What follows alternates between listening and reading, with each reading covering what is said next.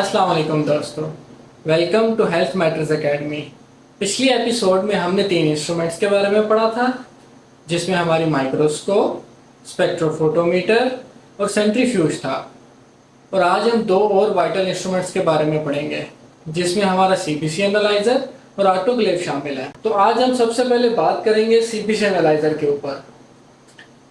CBC analyser हमारे haematology department के अंदर यूज़ होता है। ये इंस्ट्रूमेंट हमारे ब्लड सेल काउंट यानी कि WBCs white blood cells, RBCs यानी रेड ब्लड सेल्स, हीमोग्लोबिन और प्लेटलेट को काउंट करने के लिए यूज़ होता है। ये इंस्ट्रूमेंट हमें within few minutes blood cell का काउंट और उनका साइज भी बता देता है।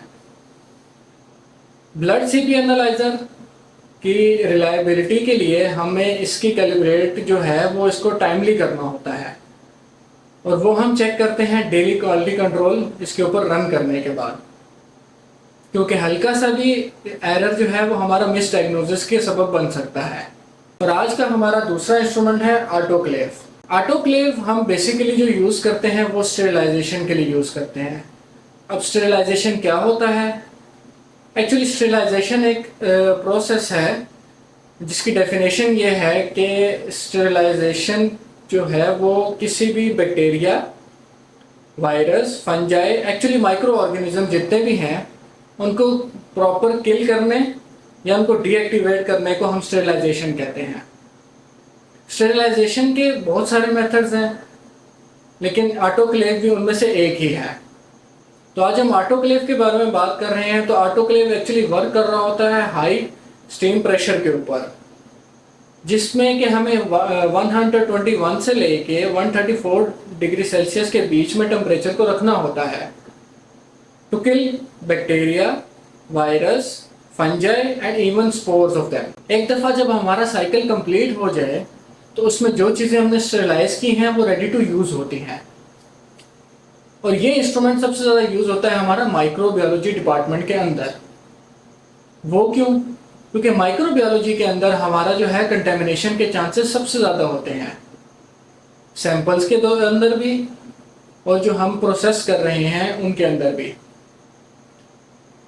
और जब हमें पता है कि ग्लास फेयर्स को हम सबसे ज़्यादा ऑटोक्लेव करते हैं, तो ग्लास फेयर्स भी सबसे ज़्यादा यूज़ होते हैं माइक्रोबायोलॉजी के अंदर। और हम माइक्रोबायोलॉजी में जब ऑटोक्लेव कर रहे हैं तो उसको हम कंटेमिनेशन से इसलिए हमें प्रॉपरली उसको यूज़ करना है कि ज़रा सी कंटेमिनेशन भी जो है वो हमारा रिजल्ट्स के ऊपर अफेक्ट कर सकती है। और रिजल्ट्स के ऊपर अफेक्ट का मतलब है कि हम मिस डायग्नोज कर रहे हैं, जो पेशेंट को बीमारी नहीं भी है हम वो भी उसको डायग्नोज करके दे रहे हैं, और ये कोई छोटा एरर नहीं है। तो आज हमने बात की है, बहुत ही शॉर्ट बात की है, लेकिन आज हमने बात की है ऑटोक्लेव और सीबीसी एनालाइजर के ऊपर। जो हमारा सीबीसी एनालाइजर है वो एक्चुअली हमें फास्ट और एक्यूरेट रिजल्ट्स प्रोवाइड कर रहा है, और जो हमारा ऑटोक्लेव है वो ना सिर्फ सैंपल बल्कि जो हमारा स्टाफ है उसको भी कंटेमिनेशन से बचा रहा है। Thank you for watching. आज की हमारी वीडियो आपको कैसी लगी कमेंट्स में ज़रूर बताइए। Health matters.